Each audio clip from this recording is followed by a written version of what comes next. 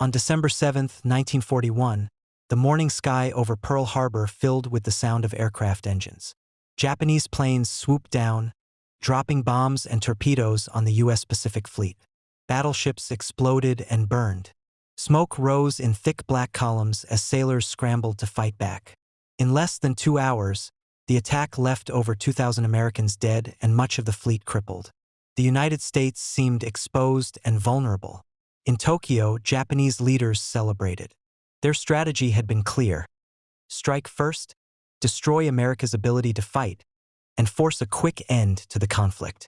Japanese commanders believed their navy and air forces could dominate the Pacific long enough to secure vital territory. Many thought that America, though large, lacked the will or the means to rebuild fast. Japan had been expanding its empire for years and had factories already producing aircraft, ships, and weapons at full speed.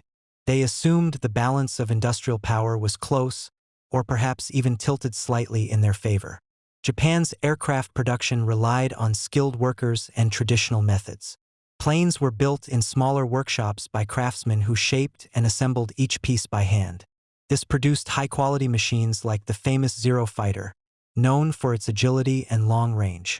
In the first months of the war, these aircraft outmatched most American planes. Pilots trained in years of combat over China brought deadly experience to every battle. American industry, on the other hand, had been at peacetime levels. The United States produced commercial goods like cars and household appliances. Its factories were not yet geared for war. When Japan attacked, the shift to full-scale military production seemed impossible to many observers. Even some American officials feared the country would not be able to meet the demands of a two-ocean war. But beneath the surface, the United States possessed something Japan did not: a vast network of factories, railroads, and resources. When the government called for action, the response was immediate. Automobile plants stopped making cars and started building military vehicles and aircraft. Companies like Ford, General Motors, and Chrysler converted their assembly lines in a matter of months. Engineers redesigned production methods to speed up output. The Ford Willow Run plant in Michigan became a symbol of this transformation. Built specifically to produce the B-24 Liberator bomber, it stretched more than a mile in length. The assembly line operated day and night, with workers in 3 shifts. At its peak, the plant turned out 1 completed bomber every 63 minutes. This was unheard of in aviation history. The numbers grew quickly. In 1941, the United States produced around 20,000 aircraft. In 1942, the total more than doubled to 47,000. By 1943, production reached 85,000. In 1944, nearly 96,000 planes rolled out of factories. By the end of the war, the total exceeded 300,000 aircraft. These were not just fighters or bombers for one branch of the military. The output included everything from carrier-based fighters for the Navy to heavy bombers for the Army Air Forces. The P-51 Mustang, the P-47 Thunderbolt, the F-6F Hellcat, and the B-29 Superfortress all came from this surge. The diversity of models gave the United States flexibility in every theater of war. On the battlefield, the effect was dramatic. In the early months of the war, Japanese pilots flew their Zeros with confidence. They faced American pilots who often flew outdated planes like the P-40 Warhawk. U.S. forces fought hard but were often outnumbered and outmaneuvered. By mid-1943, the tide began to turn. New American planes appeared in greater numbers, often with better armor, firepower, and range. The F-6F Hellcat, designed specifically to counter the Zero, entered combat and quickly proved superior. Battles that once favored Japan shifted in America's favor. One clear example came in June 1944 during the Battle of the Philippine Sea. American carriers launched wave after wave of fighters against Japanese aircraft. In what became known as the Great Marianas Turkey Shoot, U.S. pilots destroyed more than 600 Japanese planes in a single day. Japan lost many of its remaining veteran pilots. The few replacements were poorly trained and had little combat experience. This imbalance grew worse as the war went on. Japan's production methods could not match the pace of American factories. Each Japanese plane built by hand took far longer to complete than a mass-produced American fighter. Even when Japan managed to deliver new aircraft to the front lines, it lacked the fuel and trained pilots to use them effectively. Japanese pilots began to notice the difference firsthand. They would take off for missions and see enemy formations that seemed endless. After a dogfight, they returned to find fewer and fewer comrades waiting on the ground. The enemy never seemed to run out of planes or men. Diaries from the time show their growing despair. Some pilots wrote of watching wave after wave of American bombers appear on the horizon, knowing they had no hope of stopping them all. Back home in the United States, factory workers understood their role. Many had family members serving overseas.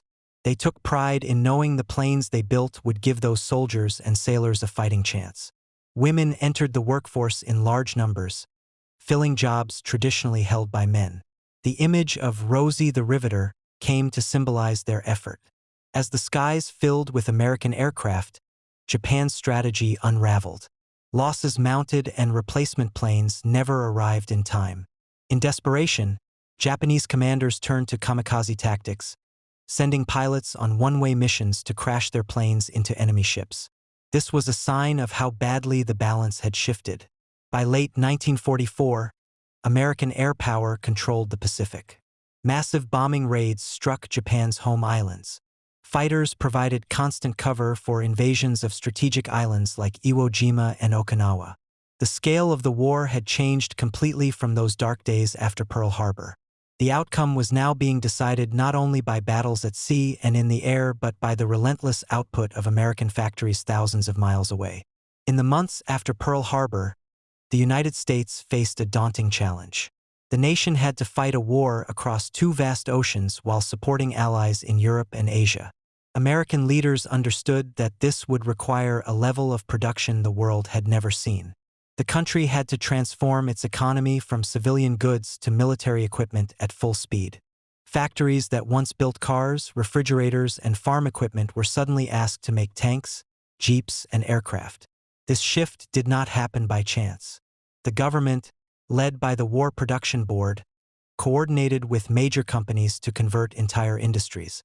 Firms like Ford, General Motors, and Chrysler shut down automobile production almost overnight.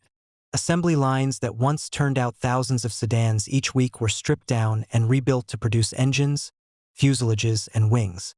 The scale of this effort was massive. America had experience in making consumer goods quickly and cheaply. The same techniques that had built cars in the 1920s and 1930s were now applied to war machines. Standardized parts became the key to speed. Each component was made to exact measurements so that it could fit perfectly with any other part. This allowed teams to work separately on pieces of a plane and then bring them together on a moving assembly line. The Ford Motor Company's Willow Run plant in Michigan became a symbol of this new approach. Designed from the ground up for aircraft production, Willow Run stretched over a mile long. Inside, thousands of workers operated around the clock in 3 shifts. They moved the unfinished bombers steadily along a line while specialists installed parts and systems in sequence. At its peak, Willow Run turned out one completed B-24 Liberator bomber every 63 minutes. This was a staggering rate for a machine that was larger and far more complex than any automobile. Other companies followed similar patterns. Douglas, Boeing, and Consolidated expanded their factories. Shipyards increased their output, building carriers and escort ships to match the new aircraft coming off the lines. Railroads carried raw materials like aluminum, steel, and rubber to production centers. These resources were tracked carefully to prevent shortages. The numbers told the story of how quickly American industry adapted. In 1941, before the country entered the war, U.S. factories built around 20,000 aircraft. In 1942, that figure more than doubled to 47,000. By 1943, production reached 85,000. In 1944, nearly 96,000 planes rolled out of factories. By the time the war ended, the total number of aircraft produced exceeded 300,000. No nation had ever achieved anything like it. This surge covered every type of aircraft needed for modern warfare. Fighter planes were essential for air combat and escort missions. The P-51 Mustang became famous for its speed and long range, making it ideal for protecting bombers on deep raids. The P-47 Thunderbolt was rugged and heavily armed, excelling in ground attack roles as well as dogfights. The Navy's F-6F Hellcat, designed specifically to counter Japan's Zero fighter, helped U.S. carriers regain control of the skies in the Pacific. Bombers formed the backbone of strategic campaigns. The B-17 Flying Fortress carried out daylight raids over Europe, using tight formations and defensive gun positions to fight through enemy defenses. The B-24 Liberator, produced in vast numbers at Willow Run, was faster and had a longer range, making it useful for both European and Pacific operations. The B-29 Superfortress represented a leap forward in technology, with pressurized cabins and advanced defensive systems. It had the range to reach Japan from distant island bases, making it central to the final phase of the Pacific War. Naval aircraft were another critical piece of the puzzle. Carrier-based planes had to be tough enough to withstand rough landings on moving decks and compact enough to fit in hangars below. The U.S. Navy's Essex-class carriers carried squadrons of fighters, dive bombers, and torpedo planes. As production increased, these carriers sailed into battle with growing numbers of planes, overwhelming enemy defenses. Each type of plane had its own specialized factory, tooling, and workforce. Workers received training to handle the exact tasks needed for their part of the process. Men and women alike filled these positions. Many women joined the workforce for the first time, replacing men who had gone to fight. They learned to rivet, weld, and operate machinery with precision. Posters and newsreels showed their work as vital to victory. The organization behind this system was as important as the machines themselves. Logistics teams tracked production goals, materials, and shipping schedules. If a factory needed more aluminum or a shipment of engines, adjustments were made quickly. This coordination ensured that assembly lines never sat idle. Every part moved through the network like clockwork, from the initial raw or to the finished fighter taking off for its first test flight. As these planes left the factories, they were tested, armed, and then flown to staging areas. Pilots ferried them across the country and sometimes across oceans. The speed of production meant that any losses in combat could be replaced quickly. A squadron that had suffered heavy casualties in one battle might receive brand new planes within days. This constant flow of aircraft created a sharp contrast with Japan. Japanese factories relied on slower, traditional methods. Many planes were built in small batches by skilled craftsmen rather than mass production lines. While each aircraft was carefully made, the process could not keep up with the pace of the war. Japan also struggled to secure resources like aluminum and fuel, which were limited by Allied blockades. By 1943, American output was overwhelming. Pilots arriving at frontline bases found rows of new planes waiting. Commanders planned operations with the knowledge that replacements were always on the way. The sheer scale of production gave U.S. forces a confidence their opponents lacked. The arsenal of democracy, as President Franklin Roosevelt had called it, was now fully realized.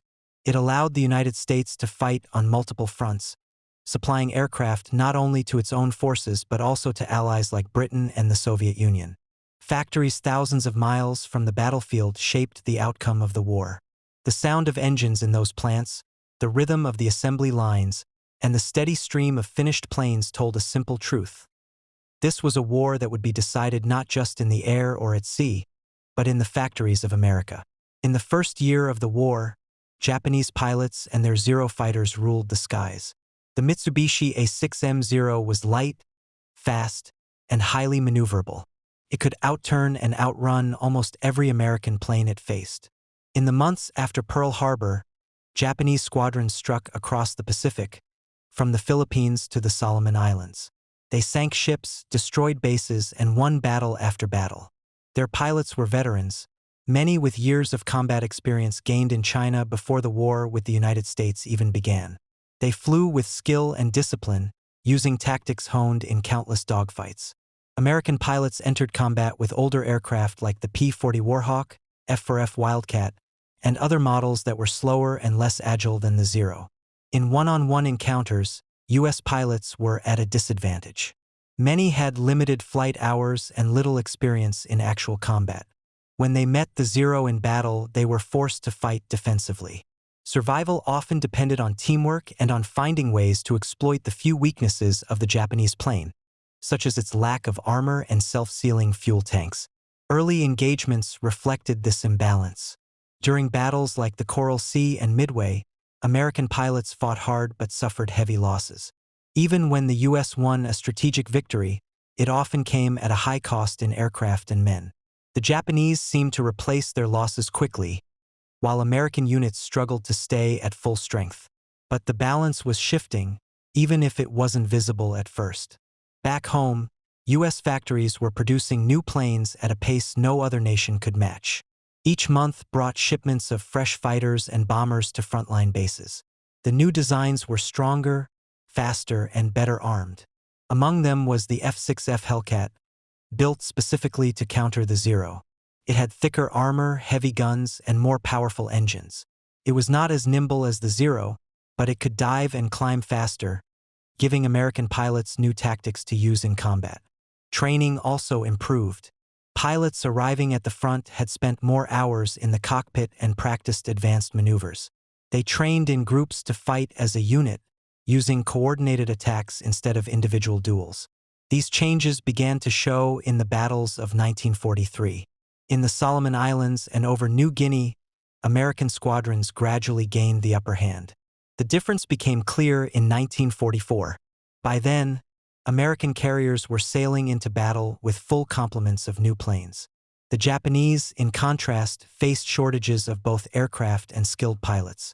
Their factories, still relying on handcrafting methods, could not keep up with the losses at the front. Each plane was built slowly, one at a time, by teams of craftsmen. When a Zero was destroyed in combat, replacing it took precious time and resources. At the same time, Japan was losing its most experienced pilots. In the early stages of the war, these men had been the key to Japanese victories. But as battles grew larger and more intense, many were killed in action. Their replacements were rushed through training programs and sent into combat with little preparation. The quality of Japan's air units declined steadily as the war went on. The turning point came in June 1944 during the Battle of the Philippine Sea. The U.S. Navy launched a massive offensive to capture the Mariana Islands, which would provide bases close enough to strike Japan with long-range bombers. The Japanese responded with their remaining carrier forces, hoping to deliver a decisive blow.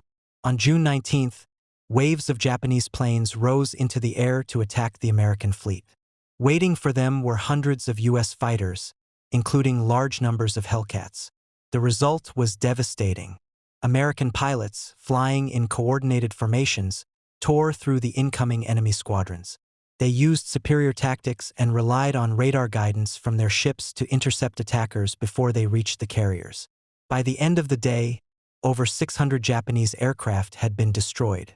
The battle became known to American pilots as the Great Marianas Turkey Shoot because of how one-sided it was. Japanese losses were catastrophic. Many of the downed pilots were irreplaceable veterans. Their carriers, stripped of planes and crews, were left almost helpless. The impact of this battle went beyond the numbers. It marked the end of Japan's ability to wage large-scale carrier warfare.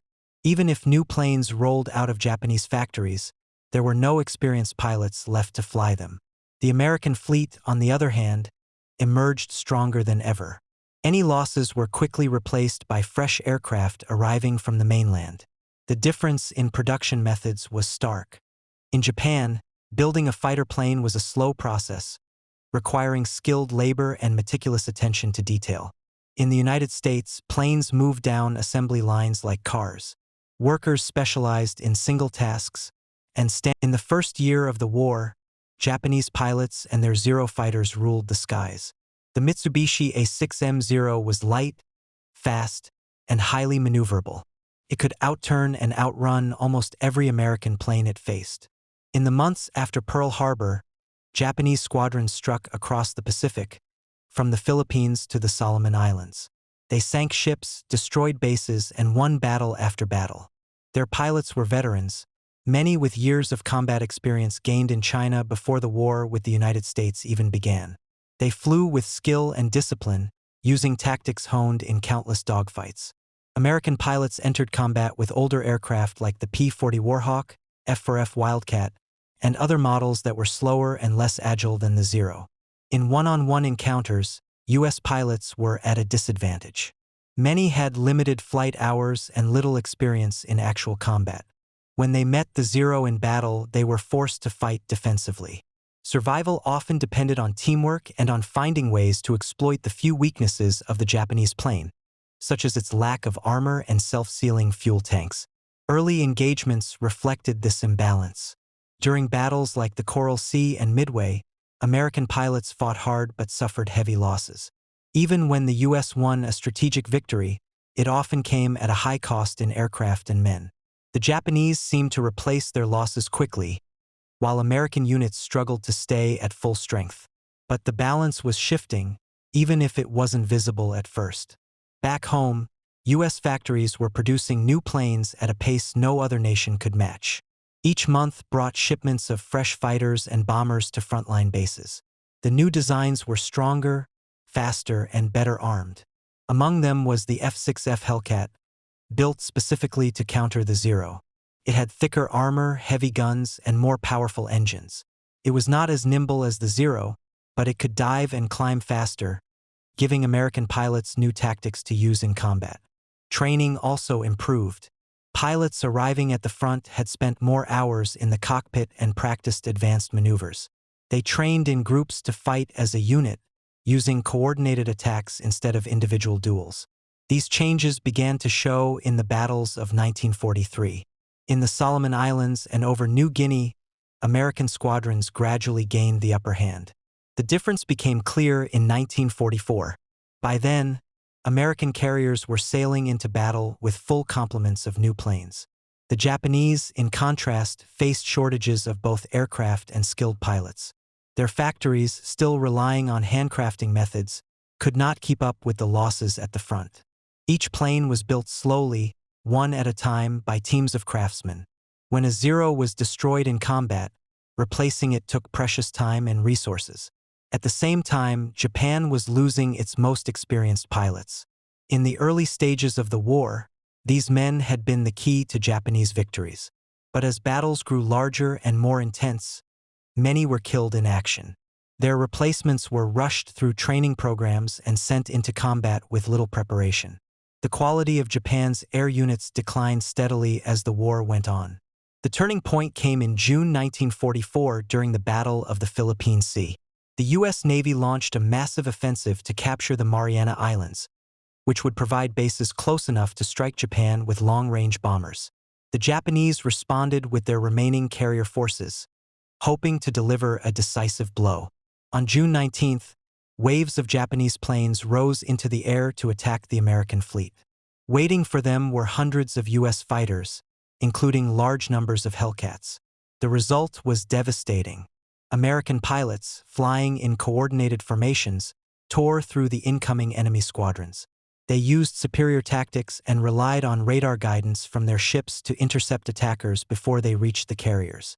By the end of the day, over 600 Japanese aircraft had been destroyed.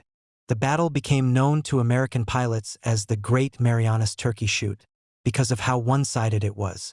Japanese losses were catastrophic. Many of the downed pilots were irreplaceable veterans. Their carriers, stripped of planes and crews, were left almost helpless. The impact of this battle went beyond the numbers. It marked the end of Japan's ability to wage large-scale carrier warfare. Even if new planes rolled out of Japanese factories, there were no experienced pilots left to fly them.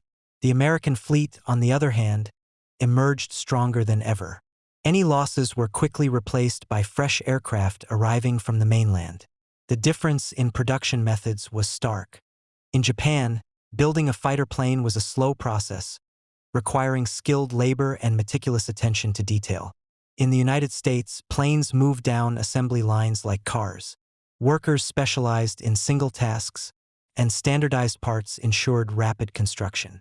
While Japan might complete a handful of aircraft in a week, American factories turned out dozens, then hundreds in the same time.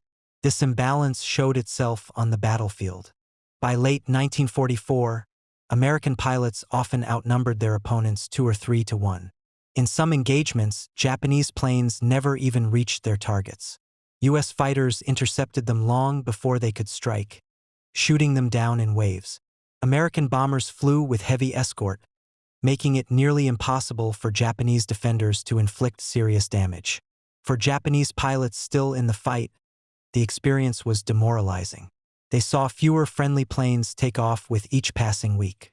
Those who returned from missions found their squadrons growing smaller and smaller. Meanwhile, they faced enemy formations that seemed endless. The skies over the Pacific no longer belonged to Japan. The early advantage of the Zero and its skilled pilots had been erased by sheer numbers, better technology, and improved tactics.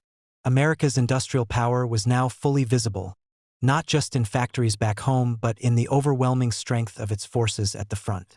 Every new battle widened the gap between the two sides, pushing Japan toward a fight it could no longer hope to win. The war in the Pacific was fought over thousands of miles, but for the men in the cockpits it often came down to seconds. Japanese pilots began the war with confidence. They flew the Zero, a plane that had proven itself time and again. In those early battles, they were masters of the sky. Their skills were unmatched, and their aircraft seemed invincible. Victories came quickly, and morale was high. As the months passed, the mood began to change. The first sign was subtle. After a dogfight, a veteran pilot would return to base and find fewer familiar faces. A close friend might be missing, his plane lost over some distant island or at sea. At first, replacements came, but the new pilots were younger, quieter, less experienced. They struggled to keep up in training and in combat. By late 1943, the difference was impossible to ignore. Battles no longer felt like contests of skill. Japanese squadrons would take off and meet enemy formations that seemed larger every time. When they engaged, they found the American fighters tougher and faster. The F-6F Hellcat had arrived, and it could withstand hits that would tear a Zero apart. Pilots wrote of their frustration and disbelief in letters and diaries. By late 1944, the skies over the Pacific had changed completely. At the start of the war, Japanese planes had flown unchallenged, striking targets across vast distances. Now, American fighters and bombers moved freely while Japanese planes struggled even to take off. Air superiority, once Japan's greatest advantage, was gone. The battles that year showed how far the balance had shifted. In June, at the Battle of the Philippine Sea, Japan's carrier forces were nearly destroyed. Hundreds of their planes were shot down in a single day. Many of the pilots who died were among the last veterans left. When they were gone, the Japanese air arm was hollow. New pilots were rushed into service with only a few hours of training. They could barely handle their aircraft, let alone fight experienced American squadrons. Japan's factories could not replace what was lost. A single American factory like Willow Run could produce more planes in a month than Japan built in several. U.S. aircraft arrived at the front in waves, fresh from assembly lines. Each time Japan managed to put up resistance, it was quickly overwhelmed. With no way to match the enemy in the air, Japanese commanders turned to desperate tactics. They began using kamikaze attacks. Pilots were ordered to crash their planes, loaded with explosives, directly into American ships. It was a strategy born from necessity. Japan lacked both trained pilots and advanced planes. A single strike from a skilled pilot in a well-made aircraft was no longer possible. Instead, they sent inexperienced pilots on one-way missions. For the Americans facing these attacks, the experience was terrifying. Ships were damaged and lives were lost. But kamikazes could not change the outcome of the war. The United States built new ships and repaired damaged ones faster than Japan could replace the pilots and planes it sacrificed. The tactics symbolized Japan's decline rather than its strength. American control of the skies allowed its forces to move freely across the Pacific. Aircraft carriers sailed wherever they were needed, each one carrying dozens of fighters and bombers. These ships supported amphibious landings on islands that served as stepping stones toward Japan's home territory. The invasions of Iwo Jima and Okinawa showed how overwhelming American air power had become. Before each landing, bombers and carrier planes pounded Japanese defenses for days. Fighters flew constant patrols, shooting down any enemy aircraft that tried to interfere. By the time Marines and soldiers came ashore, the skies were secure. At Iwo Jima, airfields were captured and quickly turned into bases for American fighters and bombers. This gave the U.S. a forward position, allowing planes to escort bombers on raids over Japan. The battle was brutal, but it marked a turning point. From that point forward, American planes could reach the Japanese mainland with greater ease. Okinawa was even larger in scale. Hundreds of American ships approached the island under the protection of a massive air umbrella. Japanese kamikaze attacks were frequent, but they could not break through. The sheer number of American planes in the air ensured that most attackers were intercepted before they reached their targets. While these battles were fought, another force was gathering strength. The B-29 Superfortress bomber represented the height of American production and technology. It was large, with advanced features like pressurized cabins and remote-controlled gun turrets.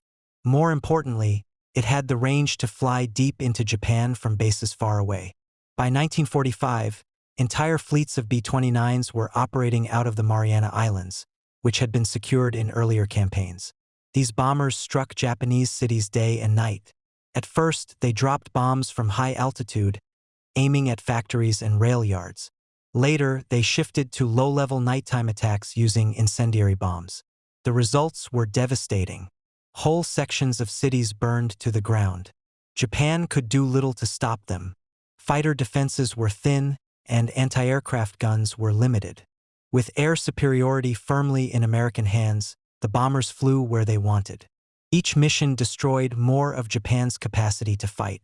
As the bombing campaign intensified, Japanese leaders faced impossible choices. They no longer had the means to defend their country effectively. Food and fuel shortages spread, and transportation broke down under the constant attacks. The final stage came in August 1945. Two B-29s carried atomic bombs to Japan. The first bomb was dropped on Hiroshima on August 6. 3 days later, a second bomb fell on Nagasaki. The destruction was unlike anything seen before. Entire neighborhoods vanished in an instant. The psychological impact was as great as the physical devastation. For Japan, these attacks made clear what had already been proven in countless battles. The war could not be won. The nation no longer controlled its own airspace. Its factories and cities lay in ruins. Its pilots were gone, its fleet scattered or sunk. While American bombers flew overhead, ground forces prepared for an invasion that might never be needed. The combination of overwhelming production, technological superiority, and relentless strategy had brought Japan to the edge of total defeat. The path to this moment had been shaped by decisions made years earlier. When Japan attacked Pearl Harbor, its leaders believed they could win a short, decisive war. They did not account for the scale of America's industrial capacity. Once the United States mobilized, the outcome became inevitable. In 1941, Japanese planes had flown wherever they wished. By 1945, they were almost gone from the sky. American pilots flew missions without opposition, supported by an endless stream of new planes and supplies. Every island taken, every base built, and every ship launched was part of a single, coordinated effort. The collapse of Japan's air power was not just a military failure. It was the visible sign of a nation stretched beyond its limits, facing an opponent whose resources seemed without end. When the last missions were flown and the last battles fought, the skies over Japan told the story of a war decided not only by courage or tactics, but by the relentless machinery of production thousands of miles away. When the war finally ended, the world took stock of what had happened. Cities lay in ruins, armies were shattered, and millions of lives had been lost. Among the many lessons of the conflict, one stood out with stark clarity. It was not only battles and strategy that determined the outcome, but the ability of a nation to produce the tools of war on a scale that seemed impossible at the start. For Japan, this realization came too late. Japanese planners had assumed in 1941 that the United States would struggle to replace its losses. They had studied America's military numbers and believed their own production could match or even exceed it in the short term. This belief shaped their decision to launch the attack on Pearl Harbor. The plan relied on striking hard and fast, forcing the United States into negotiations before its industry could respond. First, this appeared to work. The Pacific Fleet was crippled, and Japanese forces swept through territories with little opposition. But behind the initial victories, the industrial reality was shifting. American factories began to mobilize. Each month, the output grew. Planes, ships, tanks, and trucks poured off assembly lines and moved toward the front. By the middle of the war, the numbers told a story that no one could deny. Japan was building planes by hand, one at a time, in small workshops. The United States was building them by the hundreds, using assembly lines and standardized parts. For Japanese leaders, the scale of this mistake became clear only when it was too late to change course. Reports from the front described skies filled with enemy planes, fleets of carriers arriving with more aircraft than Japan could field in total. Pilots returning from battle spoke of facing formations so large that they seemed endless. Even as they fought bravely, they knew their replacements were fewer each month, while the enemy seemed to have an inexhaustible supply. This miscalculation haunted Japanese military planners long after the war ended. In the years that followed, many wrote memoirs or gave interviews describing their shock at the speed and scale of American production. Some admitted they had underestimated the willingness of American civilians to shift to wartime work. Others said they had simply not understood how modern mass production could be applied to military equipment. The United States, meanwhile, emerged from the war with a reputation not only for its military victories but also for its industrial achievement. President Franklin Roosevelt had once used the phrase "arsenal of democracy" to describe America's role. By 1945, that phrase had become reality. Factories across the country had proven that they could supply not just American forces but also allies like Britain, the Soviet Union, and China. The logistical networks built to move these supplies across oceans were just as impressive as the weapons themselves. This experience reshaped how military leaders thought about war. Strategy was no longer just about tactics on the battlefield. It was about the entire system that supported those tactics. Modern doctrine began to focus on logistics, the movement of resources, the speed of production, and the reliability of supply lines. Commanders learned that even the best planned attack would fail if the equipment and reinforcements did not arrive on time. During the Cold War, both the United States and the Soviet Union built their plans around this lesson. Nuclear weapons and jet fighters grabbed headlines, but behind them stood vast industrial bases ready to shift into wartime production if needed. Training exercises included not just troops and tanks but also the coordination of shipping, fuel, and spare parts. Planners studied World War II data to understand how much material would be needed for a global conflict. The American home front during World War II became a model for later generations. It showed how a civilian economy could be transformed almost overnight. Auto plants became aircraft factories. Clothing manufacturers made uniforms and parachutes. Even schools and universities adjusted, offering technical courses that trained workers for specialized war jobs. This ability to mobilize quickly became a cornerstone of American strategy. It meant that the United States could enter a conflict even if its peacetime military was small. With the right organization, factories could ramp up production fast enough to catch up and then surpass any opponent. The knowledge that this was possible acted as a deterrent to potential enemies. For the public, the scale of wartime production became a source of national pride. The images of endless rows of planes on factory floors, of ships sliding down launch ramps day after day, were powerful reminders of what could be achieved when an entire country worked toward a common goal. These images appeared in newspapers and newsreels, reinforcing the sense that everyone, factory workers, farmers, engineers, and soldiers, was part of a single effort. Other nations studied this as well. Britain, which had relied heavily on American supplies during the war, re-examined its own production systems. The Soviet Union, which had received thousands of American trucks and planes through Lend-Lease, recognized the importance of keeping its own factories running at peak capacity. Even countries that had been defeated, like Germany and Japan, rebuilt their industries with an eye toward efficiency and speed, though now for peacetime needs. Japan's post-war leaders were especially aware of the role production had played in their defeat. They understood that their earlier approach, based on craftsmanship and limited resources, could not compete with modern industrial powers. In the decades after the war, Japan rebuilt its economy with an emphasis on manufacturing efficiency. Ironically, the very nation that had been overwhelmed by American production became known for its own high-output factories and advanced technology. The memory of World War II lingered in military planning rooms and political debates. When conflicts arose in Korea, Vietnam, and elsewhere, decision-makers looked back at the lessons of 1941 to 1945. They asked not only how to fight, but also how to supply that fight. The phrase "arsenal of democracy" was invoked again and again, a reminder of what industrial strength could achieve. In the end, the story of the Pacific War was as much about factories and supply lines as it was about battles and tactics. For Japan, the failure to understand this truth led to defeat. For the United States, the mastery of production became a symbol of its global role. The skies filled with American planes were not just a sign of victory. They were proof that modern war was fought as much with machines and workers at home as with soldiers and sailors abroad.